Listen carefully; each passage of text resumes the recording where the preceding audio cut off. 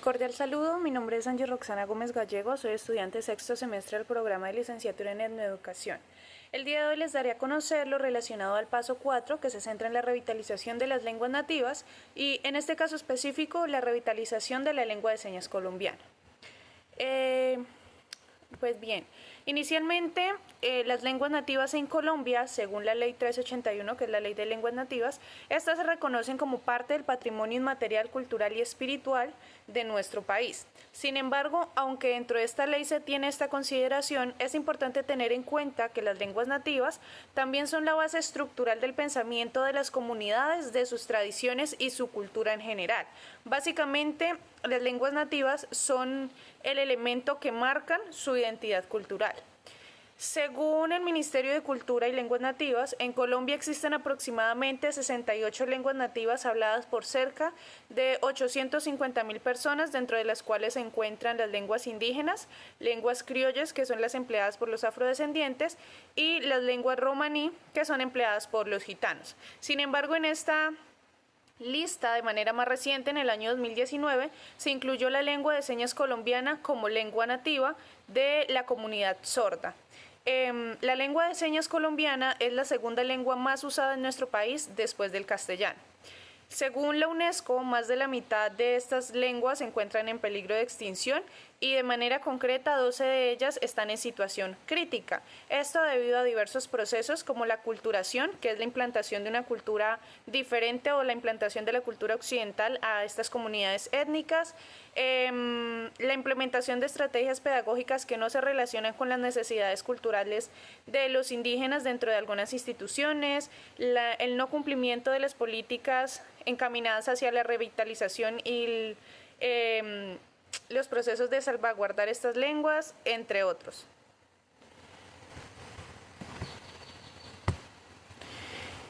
Para tener claro qué es la revitalización lingüística, pues es primero importante determinar qué es revitalizar. Este concepto es entendido como dar más fuerza o vitalidad a algo específico. Y en el caso concreto de la lengua de las lenguas nativas, esto se da cuando una o más lenguas están perdiendo espacios de uso en la sociedad y, por ende, hay menos cantidad de hablantes. Esto debido a los procesos mencionados anteriormente, ya que la transmisión de generación en generación se va perdiendo y son los adultos mayores los que principalmente la usan. Estos procesos, la revitalización de estos procesos se da cuando desde estas instituciones o institutos se busca implementar estrategias que permitan aportar a la pervivencia de las lenguas y potenciar su transmisión desde diversos espacios, es decir, no solamente que se haga desde el hogar, sino desde las instituciones educativas. Dentro de este proceso de revitalización lingüística, la UNESCO creó un atlas de las lenguas nativas, de las lenguas del mundo en peligro, dentro de las cuales presenta algunas categorías para clasificar ese grado de vitalidad y el grado de peligro de desaparición de las lenguas. Esto, al relacionarlo con la lengua de señas, desde mi consideración pienso que la lengua de señas se encontraría en el nivel de vulnerabilidad o vitalidad vulnerable, ya que es una lengua que, al ser empleada por la comunidad sorda, presentan bastantes restricciones en su uso en diversos escenarios, ya que las personas oyentes pues no la manejan, y al establecer una comunicación con la comunidad sorda pues se presentan esas limitantes o barreras comunicativas. Ahora bien, desde el documento de revitalización lingüística y nidos bilingües, se establecen algunas estrategias que permiten aportar a esa revitalización lingüística desde diferentes espacios. Se encuentran dos. La primera es la enseñanza en la escuela, mediante la cual se busca la implementación de programas o estrategias que permitan enseñar las lenguas nativas desde la escuela, desde la transversalización de las áreas o desde procesos de intercambio cultural dentro de la escuela. Y también se encuentran los nidos bilingües, que son básicamente espacios orientados hacia la enseñanza de la lengua nativa, pero se centra la atención en la temprana edad, es decir, en niños de 0 a 4 años. Desde mi concepto, la revitalización para la lengua de señas podría hacerse desde la primera estrategia, que es la implementación de programas o proyectos que permitan vincular la enseñanza de la lengua de señas a los procesos educativos que se llevan a cabo dentro de las instituciones, y no solamente aquellas que cuenten con población sorda, sino aquellas donde no las haya, para lograr que este proceso de revitalización pues sea mucho más significativo. Ahora bien, en cuanto al proceso de transmisión de la lengua de señas, es importante tener en cuenta diversos factores. Inicialmente, este proceso no es algo netamente generacional, sino que es un proceso que se adapta a las diversas condiciones presentes en el aprendizaje de la misma, ya que en algunos momentos puede ser generacional, cuando niños sordos nacen de padres sordos, que se transmite esta enseñanza de generación a generación. Sin embargo, en los casos en los que las personas nacen sordas dentro de familias oyentes o personas oyentes que desarrollan la oralidad y que con el tiempo por alguna situación presentan sordera, pues este proceso de aprendizaje se hace mediante el uso de estrategias para adquirir la lengua de señas como una segunda lengua, podría decirse, y es el uso se hace mediante el uso de intérpretes o modelos lingüísticos, que son personas básicamente que se capacitan en el aprendizaje de la lengua de señas y lo transmiten mediante la implementación de diversas estrategias desde instituciones, institutos o de manera informal. Dentro de este proceso de transmisión, pues se creó un diccionario básico de lengua de señas en el que se condensa diferentes señas y signos de la comunidad sorda, como para tener una base para su transmisión. Sin embargo, dentro de los grupos sociales en los que participa la comunidad sorda, pues se hacen muchas veces modificaciones a estas señas y signos e incluso se crean unas nuevas para entablar estos procesos de comunicación. Es por esto que se puede decir que la lengua de señas no está de manera concreta, estructurada por un elemento específico o un código específico, sino que es variante, puede variar de acuerdo al contexto en el que se implemente. En Colombia hay algunos institutos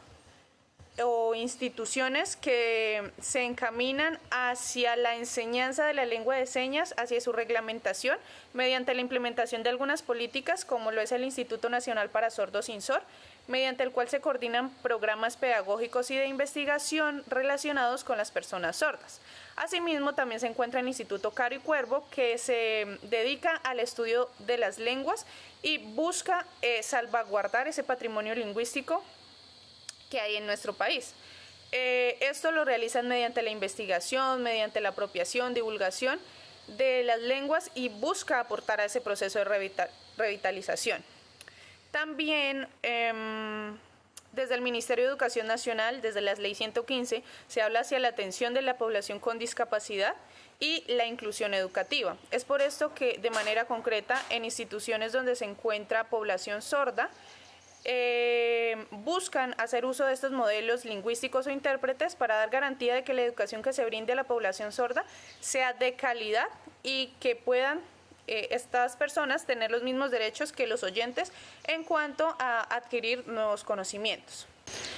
En cuanto a la enseñanza de la lengua de señas dentro de la comunidad, a partir de la implementación de instrumentos para recolectar información y el análisis de la misma, logré identificar diversos aspectos. Inicialmente que dentro de la comunidad esta no es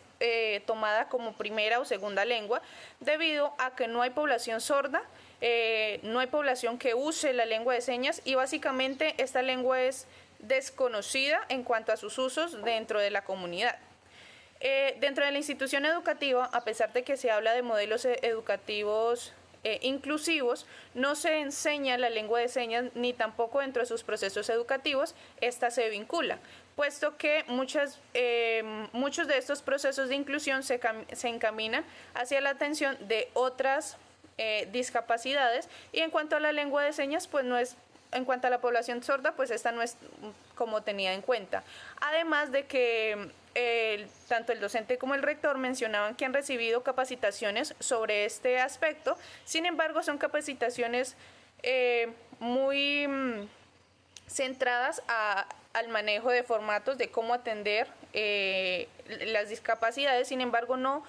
sobre qué estrategias implementar si se llegara a presentar un estudiante sordo. Además de que las capacitaciones que han recibido de manera concreta en lengua de señas son sobre aspectos muy básicos como lo son los saludos y otros elementos que pues son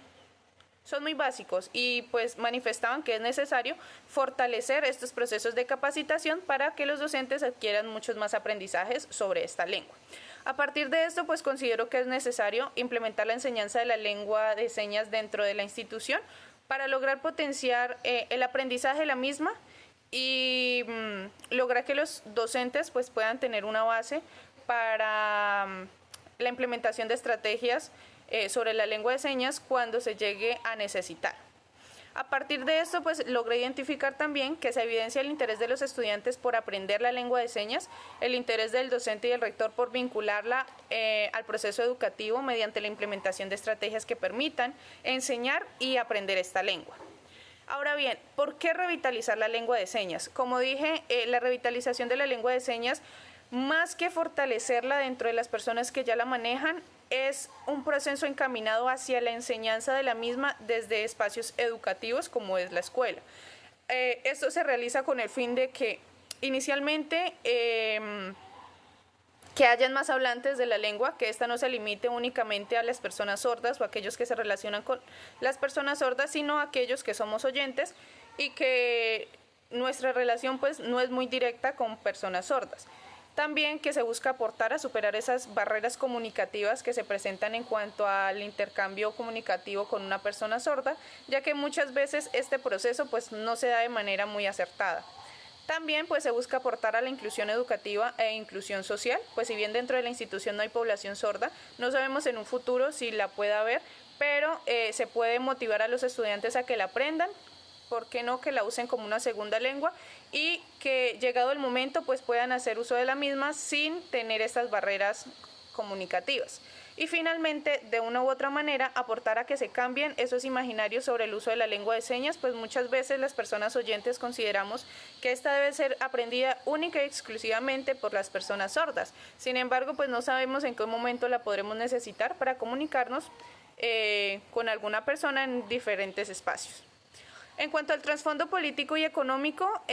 considero que por la parte política desde la institución se estaría dando cumplimiento a las políticas educativas y leyes que se orientan desde el Ministerio de Educación Nacional sobre la vinculación de la lengua de señas al proceso educativo, además de que se estaría aportando a que se reconozca esta lengua como la primera lengua de la comunidad sorda. Pues si bien el rector manifestaba que desde el Ministerio de Educación Nacional se estipula que es necesario vincular esto al proceso de enseñanza, dentro de la institución pues no se hace, entonces básicamente al vincularlo se estaría dando respuesta a ese requerimiento que se hace desde este ente.